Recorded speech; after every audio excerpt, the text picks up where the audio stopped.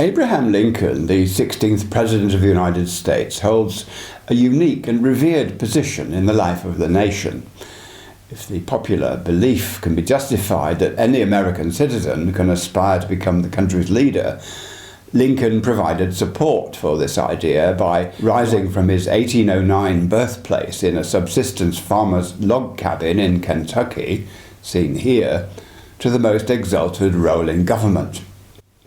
His achievement in ending slavery and yet holding the Union together, despite the bloody Civil War, was the greatest achievement of his life. But then the president's own life was cut short by an assassin's gun.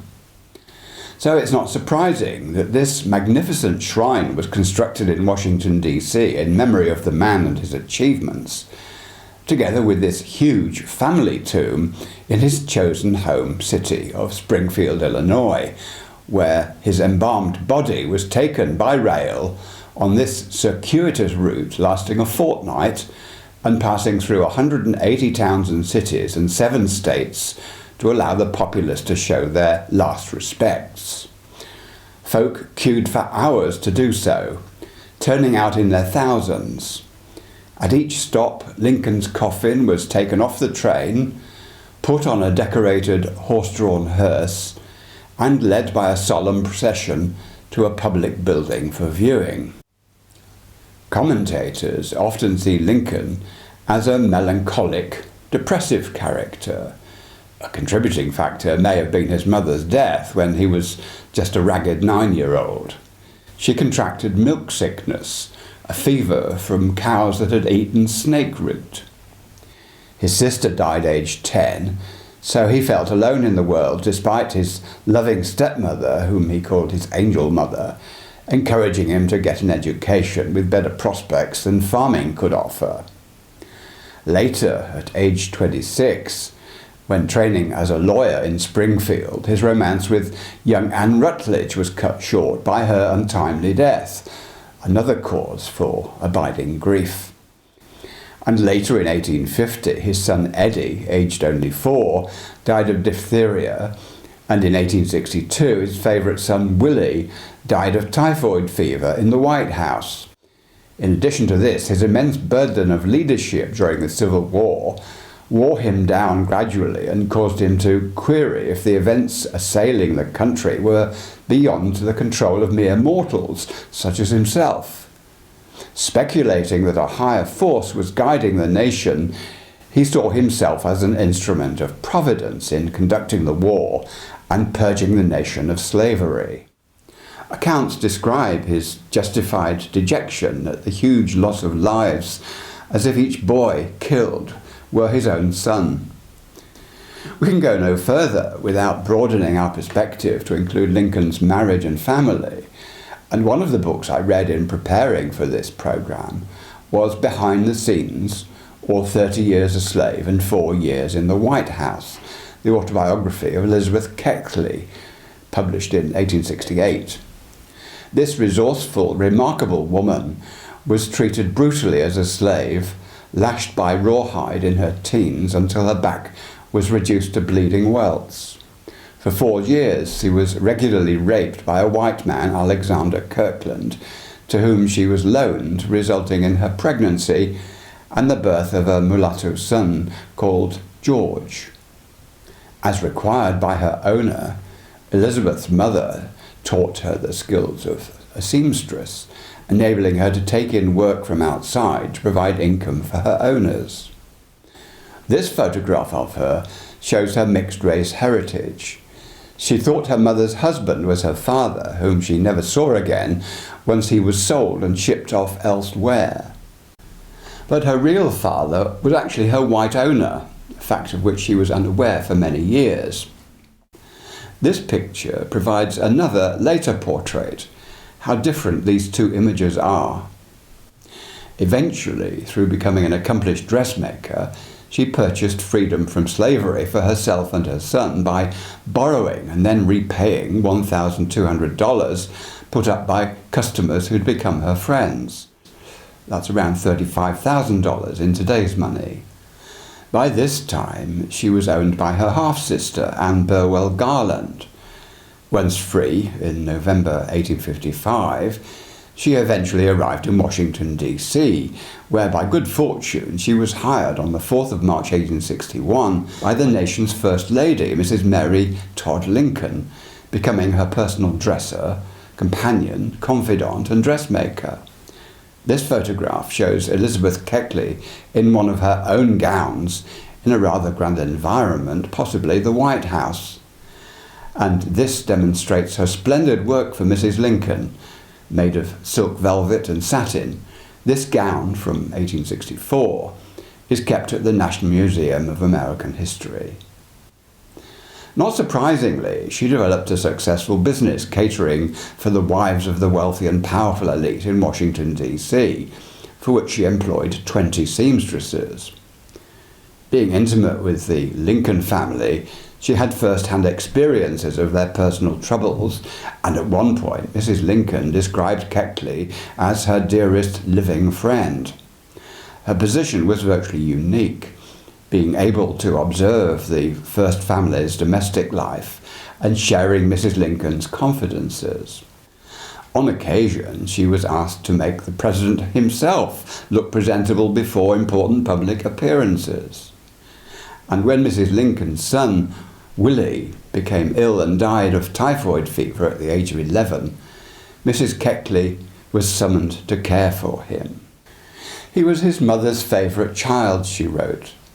She doted on him, as indeed did President Lincoln. I never saw a man so bowed down with grief. He came to the bed, lifted the cover from the face of his child, and gazed at it long and earnestly, murmuring, "My poor boy, he was too good for this earth. God has called him home." She reported great sobs choked his utterance. He buried his head in his hands. His tall frame convulsed with emotion, and I stood at the foot of the bed with my eyes full of tears, looking at the man in silent, awe-stricken wonder.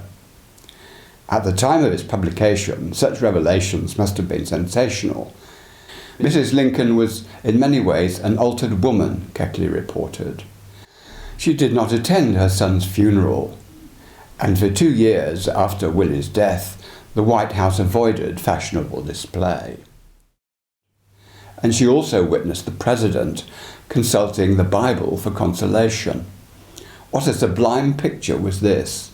A ruler of a mighty nation going to the pages of the Bible with simple Christian earnestness for comfort and courage. Well, we'll look further into the issue of Lincoln's religious affiliation shortly, given the controversy over whether he was or was not a spiritualist.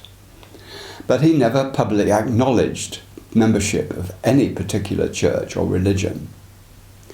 For now, though, let's return to Mrs. Keckley, described as intelligent, graceful, ladylike, with a regal bearing and pleasing personality. She was a campaigner on behalf of the newly freed slaves arriving in the capital and yet still suffering. This statue was created in her memory at the Virginia Woman's Monument in Richmond as a consequence of her good works. However, once her book was published, she ran into trouble. Here was an African-American former slave violating the First Lady's privacy, the image of Mrs. Lincoln in her book being not at all positive. It created a rift in their friendship. Mary Lincoln was depicted as a spendthrift, getting into many thousands of dollars of debt without her husband's knowledge. Her personality was fearful and anxious, self-centered and self-pitying, and prone to be controlling through jealousy whenever the president talked to other women. And in Gore Vidal's 3-hour motion picture covering the Lincoln presidency, which is available to view online, she's depicted as emotionally unstable, scheming and dishonest. Regarding Mrs. Lincoln, Keckley wrote, "I have written with the utmost frankness in regard to her, have exposed her faults as well as given her credit for honest motives." But the world was not actually ready for such exposure, so by age 50, Mrs. Keckley discovered that ignoring the unspoken middle-class rules on friendship, privacy, race and gender really was social transgression. Nonetheless, based on the historical records, we should realise that Mary Todd was a woman much affected by her burdens. She lost her father in 1849. Her 2 sons died young, as well as her brothers and her half-sister being killed during the Civil War. She lived with the constant threat of her husband being assassinated, and she was hated by Southerners for abandoning her Southern roots, while many Northerners never accepted her for being a Southerner. Lincoln's eldest son, Robert, persuaded the publisher to cut the production run on Keckley's book.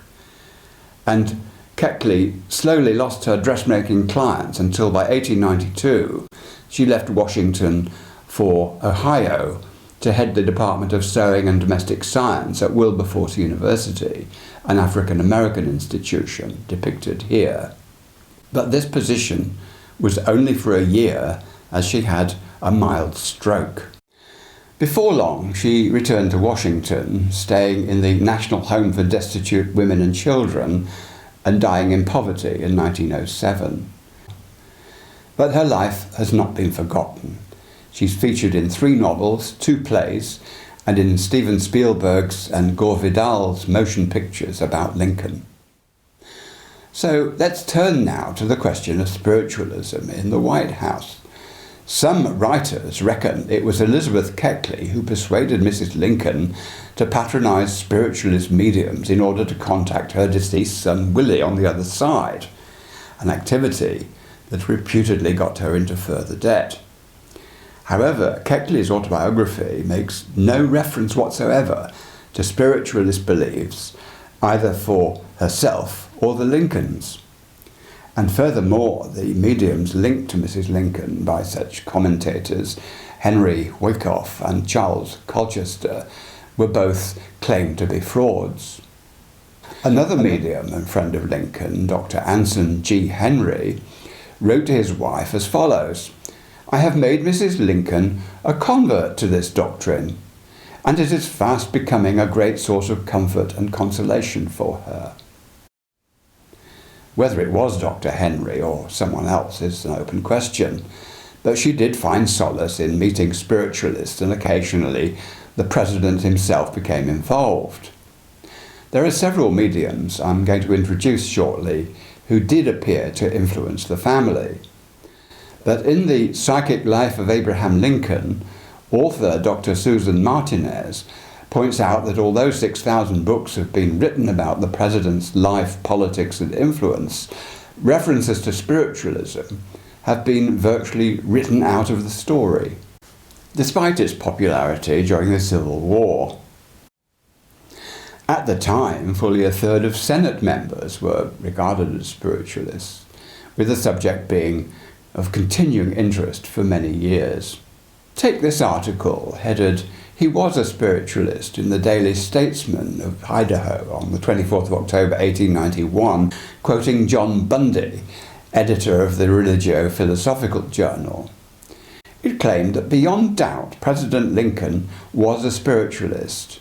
There can be no question, Bundy wrote, but that Mr. Lincoln sat in seances and repeatedly had mediums at the White House.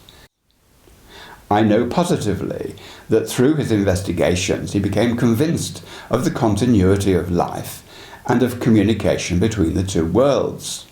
He was an unusually cautious, discreet man, and while it's quite probable he received advice from the spirit world, it's also certain he never blindly followed it. A week later, however, the Weekly Republican published an article with an entirely opposing view entitled "Mr. Lincoln, Not a Spiritualist." In this, the President's private secretary, John Nicolay, in protecting his boss's public image, claimed, "I have no doubt Mr. Lincoln, like a good many other men, might have had some curiosity as to spiritualism, and he might have attended some seances solely out of curiosity, but he was the last man in the world to yield to any other judgment than that arrived at by his own deliberation," adding, "I do not remember that curiosity ever impelled him to attend a séance. He had more important business in those days."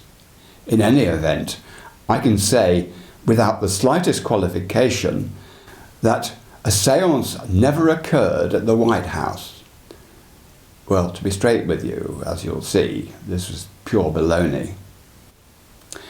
I do not know whether it was just coincidence that these opposing articles appeared in the same year as a book entitled Was Abraham Lincoln a Spiritualist by the medium Nettie Maynard. After all, this was over 25 years since the events being related, and yet still they commanded public interest. Nettie was writing in the knowledge that she did not have long to live. She was bedridden with severe arthritis, and she died aged only 52.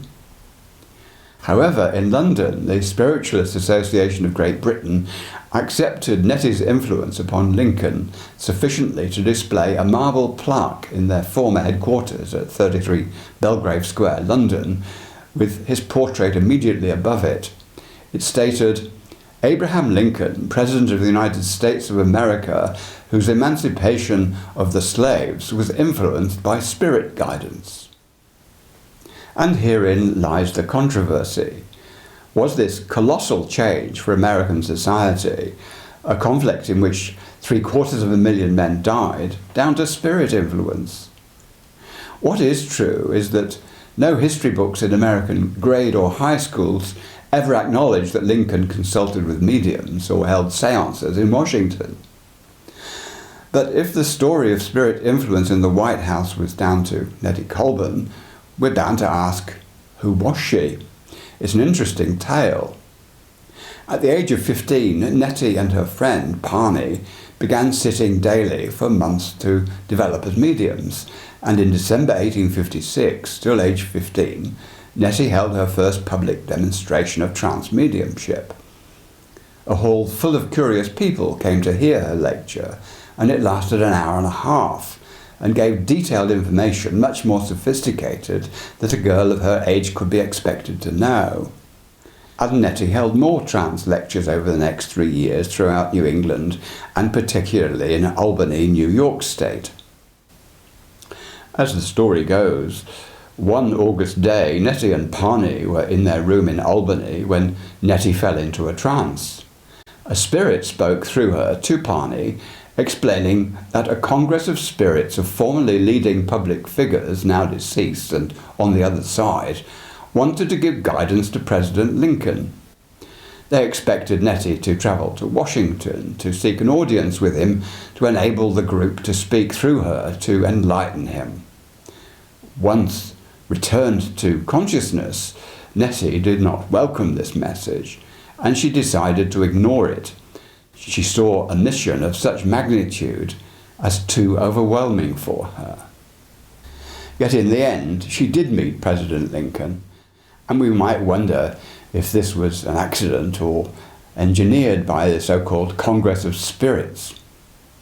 Nettie received a letter from her soldier brother that he was sick in a military hospital and needed a furlough certificate to allow him to return home for proper medical attention. This would require a trip for Nettie to Washington to obtain it on his behalf. Thomas Gales Foster, a fellow spiritualist speaker and medium, invited Nettie to stay at his home, enabling her to pursue this furlough request. And during her stay, she was invited to participate in a séance at the home of the Lorries in Georgetown, seen here. The Lorries were regarded as Washington's leading family of mediums, the star performers being Mrs. Margaret Lorry and her daughter Belle. Among the guests was none other than Mary Todd Lincoln, the President's First Lady. Shortly after the séance began, Nettie went into a trance, and for an hour, spirits are reported to have spoken on matters of state to Mrs. Lincoln, as well as providing a personal message for her from her son Willie, whose death had occurred 10 months earlier. Mrs. Lincoln was so excited by these messages that she told Nettie she must remain in Washington. So it's not surprising that a few days later, in December 1862, Mrs. Lorry, Belle and Nettie were invited by Mrs. Lincoln to the White House. On arrival, Nettie was introduced to the president. Nettie's book takes up the story. Dropping his hand upon my head, he said, "So this is our little Nettie, is it? We have heard so much about." I could only smile, she said, and say, "Yes, sir," like any schoolgirl, when he kindly led me to an ottoman, and sitting down in a chair, he began asking me about my mediumship.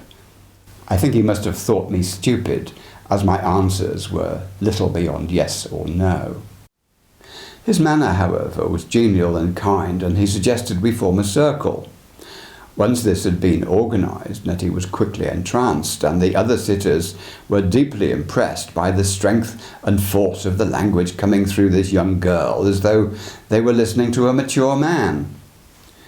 Nettie takes up the story. For more than an hour, I was made to talk to him, and learned from my friends afterwards that it was upon matters he seemed to understand, while they comprehended very little, until that portion was reached that related to the forthcoming Emancipation Proclamation. He was charged with the utmost solemnity not to abate the terms of the issue, and not to delay its enforcement in law beyond the opening of the new year. He was assured it was to be the crowning event of his administration and his life, and although he was being strongly counselled to defer its enforcement by people hoping to supplant it with other measures, he must stand firm and fiercely fulfil the mission for which he'd been raised up by an overruling Providence. After she regained consciousness, Nettie said the president turned to her and, laying his hand upon her head again, remarked, "My child, you possess a very singular gift, but that it is of God I have no doubt. I thank you for coming here tonight. It's more important than perhaps anyone present can understand." Indeed, it's claimed that for 3 years of the Civil War, Nettie was constantly consulted by Lincoln, who received communications of the most astonishing character, including receiving the results of battles even before the receipt of dispatches. However, the president's cabinet was bitterly divided over the proclamation, disagreeing so much that they rendered the cabinet truly dysfunctional. On the 5th of February 1863, a rather famous séance at the Lorrys' home was reported in several newspapers. Mr. Lorry's daughter, Mrs. Bell Miller, began playing the grand piano and quickly fell into a trance, whereupon, and not for the first time, it began to levitate, rising and falling in time with the music. The president, who was attending, suggested that some of the men should climb up on the piano to weigh it down to see if the levitation would stop, and he reputedly sat down on himself with his legs dangling off the side, with others joining in. But the piano continued rising up and down, with the president declaring that this was proof of an invisible power. It was also at the Lorrys' Georgetown house, with the president in attendance, that he was told by his spiritual advisers through Nettie that the war front was looking very precarious, and that, as the father of his people, he and his family should go visit the troops to demonstrate concern for their sufferings and hardships. The president's subsequent visit to the troops was a great success. With regard to the Lorrys, one of their acquaintances, William Henry Cheney, wrote to the Religio-Philosophical Journal depicting Lincoln's involvement with the Lorrys not as a casual affair, as some have asserted, but as an extended intimate relationship. Many times the president consulted Bell, and she preserved scores of notes in his handwriting, inviting her to give private séances. And the importance of the Lorrys to the president was confirmed by their young son Jack, who reported, and I quote, "The practice of attending circles by Mr. Lincoln at my father's house continued from early 1862 to late in 1863, and during portions of this time such visits were very frequent, especially after his son Willie had died." Jack also said he heard the president credit spirits with causing the Lorrys' séance phenomena. However, Lincoln's aides cautioned about the need to protect the president's public image, strongly urging secrecy about these meetings as a matter of state security. Others, wishing to divert public attention away from the president's interest in spiritualism, pointed to his emotionally unstable wife Mary Todd Lincoln as the enthusiast, with the president being merely an onlooker who did not interfere. On one occasion, Nettie was invited to the White House for a séance with the president, his wife, and 2 military officers familiar with séances. After an hour in trance, Nettie awoke to find herself holding a pencil in her hand and standing in front of a map of the southern states. Apparently, the military officers had sought and received spirit advice on war strategy, with the spirits on the other side seeming to have full knowledge of rebel positions and plans. And by the way, there was never any question of this young medium holding these sittings in return for payment. By contrast, Pulitzer Prize winner and Harvard professor Doris Kearns Goodwin was just one of the authors to downplay Lincoln's spiritualist interests. She interpreted him as enjoying séances as performances, nothing more, being eager to uncover the trickery behind the sometimes astonishing results. Her book, Team of Rivals, was more about the president's clever ploy of having former competitors for his presidency take seats in his cabinet, thus allowing him to keep an eye on their opposition to him. On the other hand, socialite Mrs. Elvira Dupuy, former wife of Congressman Soames of Maine, stated, "I have always known from my husband and others that Mr. Lincoln attended circles and séances and was greatly interested in spiritualism." So these contrasting views need reconciling. One person in a position to do that, with easy access to the president, was the White House's resident artist. Francis Bicknell Carpenter is most famous for his painting, now in the Capitol building, known as the first reading of the Emancipation Proclamation of President Lincoln. The year following the president's assassination, Carpenter, a spiritualist himself, published a memoir, 6 Months at the White House with Abraham Lincoln. In this he acknowledged not knowing for sure if Lincoln was a spiritualist, but he noted how his mindset underwent a vast change after the death of his son Willie, adding, "I do know that he had faith in spiritual comfort and believed that we were, in a measure, directed by spiritual teachers and guidance." And his view was that Nettie's channeled advice may have helped Lincoln both to publish the Emancipation Proclamation while helping him to withstand considerable pressure to do otherwise. Indeed, some commentators have noted that Lincoln's later speeches and writings became increasingly religious or spiritual in tone. Now, although Nettie may appear at this stage to be well established as the preeminent spiritual influence upon the president, there's another person we should take into account. John B. Conklin was a spiritualist medium in New York. Indeed, the very knowledgeable author John B. Busher, co-director of the International Association for the Preservation of Spiritualist and Occult Periodicals, known as IAPSOP, has written a tract entitled John Conklin, the President's Medium. So we should find out a bit more about him. Indeed, Conklin described himself as the President's medium, claiming to have influenced the Emancipation Proclamation through his spirit contact, as well as warning the President about assassination. Conklin asserted that prior to his presidency, he'd witnessed Abraham Lincoln attend his séances in New York on several occasions, in disguise, but that Conklin recognized him by what he called his peculiarities of person. He used to come alone, Conklin said, sit silently, ask questions mentally, and depart quietly. Interestingly, when Conklin openly declared in the Cleveland Plain Dealer newspaper in March 1861 that Abraham Lincoln was a spiritualist, Lincoln did not deny it.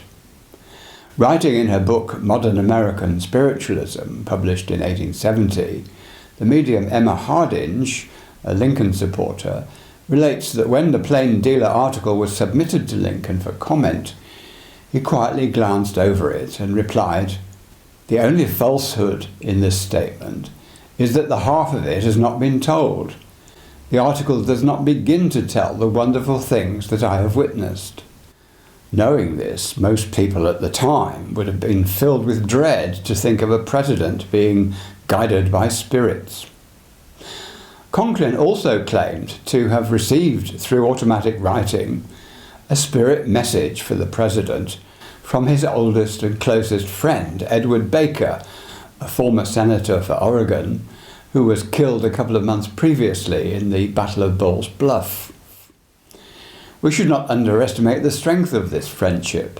It was as though they were brothers, so strong that Lincoln's young son Eddie, who died in 1850, had been named after him. And when Lincoln learned of Baker's death in the battle, he was devastated. The communication through Conklin began with an urgent plea for him to take a letter to the president in Washington, which he did. Originally, it was produced in mirror writing, requiring to be held up to a mirror in order to read it. This slightly edited version is what it said. "My esteemed and best earthly friend, you will no doubt be surprised to receive this from me. I am not dead. I still live, a conscious individual, with my hope, aspiration, and interest for the Union still alive. I experienced a glorious change by the process termed death. I would communicate with you personally, if not now, then after the close of your official term. I will be with you in spirit, and with many others will impress and strengthen you. Man lives on earth to live elsewhere, which is ever present. Heaven and hell are conditions, not locations." And it was signed E. Baker. When the president received this, he was sufficiently impressed that his friend could still contact him to agree to a Conklin meeting in the White House. According to the author Susan Martinez, and I quote, Mr. Conklin himself alleged that the spirits not only urged the subject of the Emancipation Proclamation, but in the name of the Independence Fathers, spelled out, letter by letter, the preliminary draft of this famous document. And the spirit messages delivered by Conklin were reported to have greatly strengthened the president's resolve to take the historic step of announcing the Emancipation Proclamation, which was issued on the 22nd of September 1862, to be put into effect on the 1st of January 1863. Consequently, the strength of the rebellion was rapidly undermined. Over the years, the medium Emma Hardinge would remain certain of Conklin's influence upon the president, declaring to an audience in Ulverston in 1882 that she was prepared to prove that the emancipation of the slaves in America was due to the rapping out, through Mr. J.B. Conklin, of a spirit message. So John Conklin definitely had the reputation that he'd conducted a number of seances with the president, and that spirits had conveyed something about the Emancipation Proclamation to him, maybe just the need to issue it, or perhaps even the entire first draft of it, letter by letter. However, in John Busher's view, the text of the proclamation is far from what angelic spirits might be expected to dictate, reading as it does like an executive order issuing regulations with complicated exceptions and rules for its implementation. So to claim that the president was inspired by spirits, literally dictating such a bureaucratic document, seems, to quote Busher, ludicrous in the extreme. However, Conklin seemed pretty pleased with himself, telling a journalist that he'd returned from Uncle Abe's in Washington, where he'd held several sittings at the White House. And in leaving, Conklin said, the president took me by the hand and remarked, "Mr. Conklin, any time you're this way, consider yourself welcome as a guest in my house." Later, Conklin swelled the number of sittings he claimed to have had with the president from an original 4 to 19 such meetings. So we might wonder if Nettie and Conklin were in some way competing with each other to claim the most influence with the president. But the answer to this is decidedly no. Here is part of a letter written by Nettie to the spiritual newspaper The Banner of Light, wishing to make things clear. Quote, "The facts are, Mr. Editor, that I did give sittings to President Lincoln, and he was advised concerning important public matters, and he did follow that advice as related in my forthcoming book." But she continued, "Contrary to statements in the New York Sun, I wish it distinctly understood that I was never in any way connected with the Emancipation Proclamation, for I never met Mr. Lincoln until the December after it was made public. All the summer and fall of 1862, I was lecturing in Albany, New York, as many witnesses can testify. I never lived at the White House, as stated, a day in my life. When sent for to give an evening séance, I went accompanied by friends and left with them.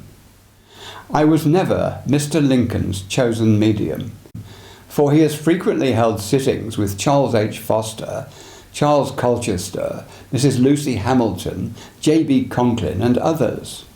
Why these and other equally false statements have been published about myself passes my understanding.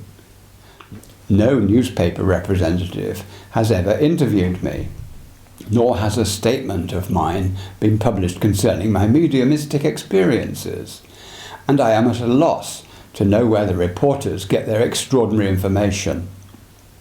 My unpretending little book is a simple story of some of the interesting events in my life as a medium, which many friends wanted me to preserve in this form. By giving this letter a place in your columns, you will be performing an act of justice. Now we should know about a third character, Robert Dale Owen, an enthusiastic spiritualist and a friend of Lincoln.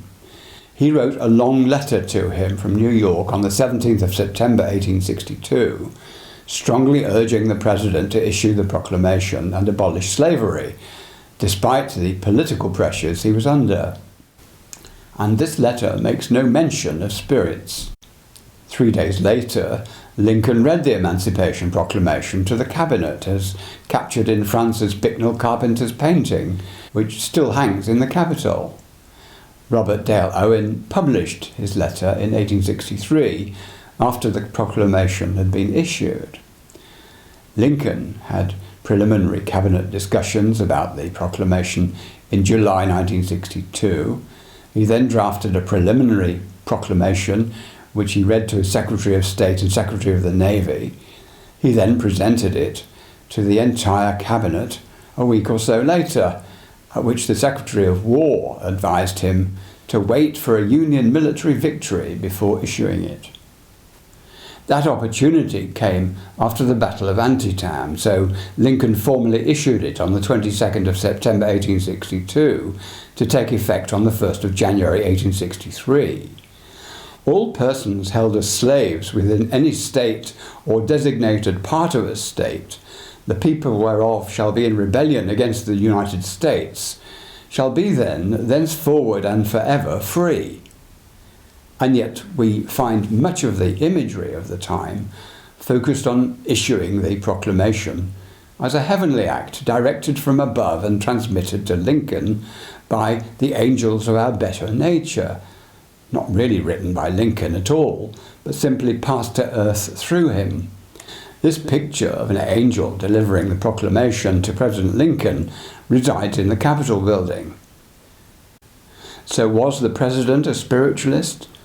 Well, you can decide that for yourself, but I think he was. And so we come to his murder. Lincoln often had precognitive dreams, including one detailing his own assassination, and at another time he declared, "I do not think I shall live to see the end of my second term." He'd had a tendency to mysticism for all of his life, and his premonitions were bolstered by warnings from mediums such as Keckley and Nettie, as well as folk who were not spiritualists but clearly understood the political situation. 26-year-old John Wilkes Booth was a stage actor and a Confederate sympathizer, outspoken in his hatred of Lincoln, who lamented the abolition of slavery. Originally, he and his conspirators plotted to kidnap the president, later agreeing to murder him as well. Although Robert E. Lee had surrendered to the Union Army on the 9th of April, Booth believed that the war was not yet over, since Confederate General Joseph Johnston had not done so himself, nor did he surrender until the 26th of April, 12 days after the president was assassinated. Booth erroneously believed that targeting Lincoln and his successors to the presidency would decapitate the Union government. After the assassination at Ford's Theatre, some say Booth shouted, "I have done it! The South is avenged." He fled on horseback, but was tracked down 12 days later to a barn in northern Virginia. Refusing to surrender, the barn was set ablaze and he was shot in the neck, dying a few hours later. Of the 8 conspirators convicted, 4 were soon hanged. Booth was surprised that his action had garnered so little public sympathy, whereas most Northerners viewed him as a monster for murdering the saviour of the Union. And so we end as we began, with the nation's outpouring of grief for a great man and a long trek to Springfield, Illinois for a train called the Lincoln Special. The president's premonitions and the medium's warnings had proven correct. Thanks for listening.